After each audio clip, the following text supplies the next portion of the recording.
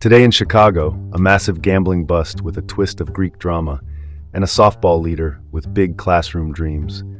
Plus what to know as beach season nears, a quick lay of the land on property taxes, and a look at a long-planned transit link on the far south side. I'm Dean Bark. Welcome to the City Report with Dean Bark, reporting from Chicago. Let's open with the big one. Federal prosecutors say a sprawling, illegal gambling and extortion network ran for years out of Northwest Indiana, with alleged ties to two local restaurants many here have heard of, Gino's Steakhouse in Merrillville and Paragon in Hobart. The case is dubbed Operation Porterhouse Parlay. That's the headline. Here's the latest scoop. In late April 2026, prosecutors announced indictments of 22 people they say were part of the Geronimo's gambling organization. The timeline, according to the filing, stretches from January 2021 through April 2026. At the center of the case is James Geronimos, known as Jimmy the Greek, a Northwest Indiana restaurateur. Prosecutors allege he helped lead an operation that used websites and coded accounts to take illegal sports bets across state lines. The pitch to gamblers, as described in the indictment, was simple: get an account number and password, place bets without putting cash down up front, settle later. The government also says the group backed up its collections with threats. One example they highlight: in June 2025, a threatening note was left for a victim's daughter in Texas. That detail is chilling. It underscores how far and how personal the alleged pressure campaign could go. Time to dig into the details, because the venues named Gino's Steakhouse and Paragon are legitimate restaurants by appearance. Prosecutors say they doubled as base camps. The Geronimos name isn't new to court filings. James Geronimos previously served 6 months in federal prison in an unrelated case for possessing a large cache of illegal fireworks, a quantity that drew outsized attention because of its sheer scale. Well, that's one way to look at a summer hobby gone very wrong. Let's cut to the chase.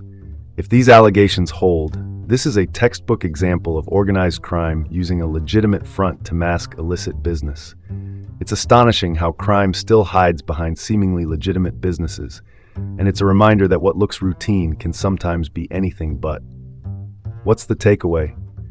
22 defendants now face serious federal charges, and the legal road ahead will be long. We'll watch for arraignments and any plea moves as the case progresses. No room for sugarcoating here. Let's pivot to the next story. From the dugout to the classroom, Batavia's Mackenzie Kroc is closing her senior softball season strong and setting her sights on education and coaching. Batavia, for context, is a western suburb along the Fox River, a proud sports town with a deep bench of high school talent. Kroc is a utility player at Batavia High School. Utility meaning she fills gaps wherever the team needs her most. Left field, third base, designated hitter, a Swiss Army knife on the roster. After a rough patch in May 2026, she went 5 for 7 in a doubleheader against Bennett, pushing her batting average to .358. Last season, she hit .363 with 2 homers and 8 RBIs, steady production year over year. That's the story right there. Off the field, she's headed to Illinois State University this fall, aiming for a bachelor's in physical education. ISU, by the way, is a public university in Normal, Illinois, with a storied education program. Her goal is to teach and coach at the high school level. She's also weighing a walk-on tryout for the Redbirds softball team. As she puts it, you miss 100% of the shots you don't take. Call it like it is. That's confidence backed by work ethic. Kroc's path runs through years of travel ball, including stints with the Denison Silverhawks and the Wasco Diamonds, both travel softball programs that push athletes against top competition. She's known as a vocal leader in the dugout, and those intangibles matter when the bats go cold. Opinion, brief and simple, her dual track in sport and education is the model. Play hard now, then pay it forward later. Shifting gears. Beach season is knocking, and Lake Michigan doesn't care how warm the air feels. The water stays cold. The Chicago Park District, the agency that manages city parks and beaches, typically ramps up lifeguard coverage as late spring turns to summer. And the National Weather Service in Chicago, our regional forecasting office, will flag rip current risks when winds and waves set up the wrong way. Here's something to chew on if you're heading to North Avenue, Montrose, 63rd Street, or any lakefront spot. What? Cold shock is real. Early season water temperatures can sap strength fast. Where? Trouble often starts near piers and breakwalls. Why? Waves rebound and create unpredictable currents. How to handle it? Swim near lifeguards during posted hours, avoid going out on slippery structures, and if you get caught in a current, stay calm, float, and move parallel until you're out. The U.S. Coast Guard on the Great Lakes, the maritime safety service for our region, makes this point for a reason. Well, that's one safety memo you don't want to miss. My take: sunny days invite shortcuts, water safety doesn't. Let's not overcomplicate this. A few simple choices keep a fun afternoon from turning into a rescue call. Moving on. Property taxes, no one's favorite topic, but here we are. A quick, plain English map of who does what. The Cook County Assessor, the office that estimates the market value of your property, sets the assessment. The Cook County Board of Review, a separate appeals body, can adjust that assessment if you contest it. Then the Cook County Treasurer, the office that sends and collects the bills, applies the local tax rates set by your city, schools, libraries, and other districts. 3 different roles, one bill you can't ignore. Here's the why and how behind those swings you see year to year. Why your bill moves. Assessments change as neighborhoods shift. Tax levies move as local governments budget.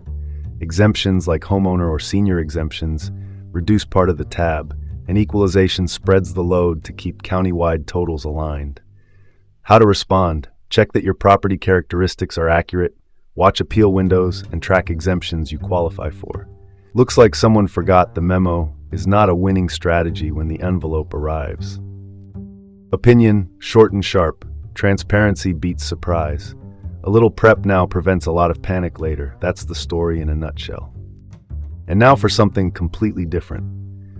Transit on the far south side, and a project that's been talked about for years, extending the Red Line beyond 95th Street. The Chicago Transit Authority, the agency that runs buses and trains, has a long-planned Red Line extension aimed toward 130th Street. The idea is straightforward: connect neighborhoods long underserved by rail to faster, more reliable transit. Who and where? Residents and communities along the corridor, including areas near 103rd, 111th, and Michigan Avenue on the far south side. What? New stations and track to close the gap between buses and downtown-bound trains. Why it matters: commute times drop, job access grows, and property near stations often attracts new investment. How it moves forward: land acquisition, design, utility work, then years of construction, supported by a mix of local and federal funding sources. It's a marathon, not a sprint, but when it delivers, it can change a daily routine in a single trip. My view: build it right, with community voices at the table. The return on mobility and time saved is hard to beat. Let's keep this train moving. And that's all the news that fits from the City Report with Dean Bark here in Chicago. Stay informed, and join us again tomorrow.